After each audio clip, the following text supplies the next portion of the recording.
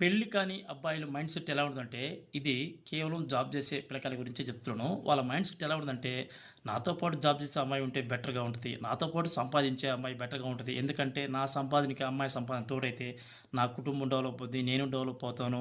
నాకొక అందమైన కుటుంబం తయారవుద్దనుకుంటా గానీ, ఇది కొంతమందికి వర్కౌట్ అవుద్ది. కొంతమందికి వర్కౌట్ కావద్దు. ఎందుకంటే, ఇప్పుడు ఇద్దరు బిజీగా ఉంటారు. నువ్వు ఆఫీస్‌కెళ్తావు, ఆ అమ్మాయి ఆఫీస్‌కెళ్తది. ఇద్దరూ ఇంటికొచ్చిన టయానికి మనకి కొంచెం ఇంట్లో వండి పెట్టేదనుకో, లేకుంటే ఇంట్లో ఏదైనా పనులు చేసేదనుకో మనిషి లేకపోతే మనకి చిరాకొస్తది. ఎవరి మీద చూపిస్తావు చిరాకు? ఎవ్వరి మీద చూపించలేవు. ఎందుకంటే ఇప్పుడు ఆ అమ్మాయి కష్టపడొస్తుంది, నువ్వు కష్టపడొస్తున్నావు. అప్పుడు మనకు లాస్ట్‌కి గతేంది? స్విగ్గీ, జొమాటో.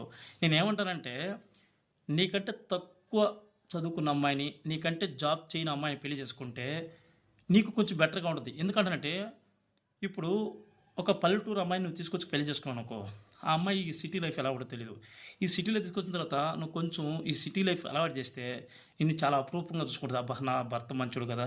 నాకు చదువు లేకపోయినోడు ఇంత బాగా చూసుకున్నాడు అని చెప్పి అంటది. అదే నువ్వు చదువుకున్న అమ్మాయిని, జాబ్ చేసుకున్న అమ్మాయిని పెళ్లి చేసుకున్నావనుకో, నేను ఎందుకు చెప్తున్నానంటే ఇది కొంతమందికి అందరికీ గురించి నేను చెప్పట్లేదు గానీ, పోటీతత్వం అనేది ఎక్కువుంటది. నువ్వెంత సంపాదిస్తున్నావు, నేనెంత సంపాదిస్తున్నాను, నాకేమైనా ఖాళీ ఉందా?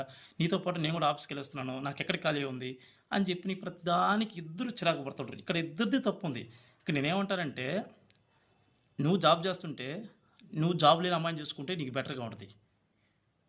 ఎందుకు చెప్తున్నానో అర్థం చేసుకో. ఇది ఒక తమ్ముడిగా, ఒక అన్నగా చెప్తున్నాను. ఏదో అందరూ సంపాదించుకుంటున్నారు, అందరూ వైఫ్‌లు జాబ్ చేస్తున్నారు, నా వైఫ్ కూడా జాబ్ చేయాలా, ఇలాంటి మైండ్ సెట్‌తో బంద్ చేసుకోనుకో, ఇది కొంతమందికి వర్కౌట్ అవుద్ది, కొంతమందికి వర్కౌట్ కాదు. కానీ నీకు నేనిచ్చే సలహా ఏందంటే, నీకంటే తక్కువ చదువుకున్న అమ్మాయిని, నీకంటే జాబ్ చేయని అమ్మాయిని పెళ్లి చేసుకుంటే, నీకు బాగుంటది, కంఫర్ట్‌గా ఉంటదని నా ఆలోచనతో చెప్తున్నా. ఇది మీరేమనుకుంటారో కామెంట్ చేయండి.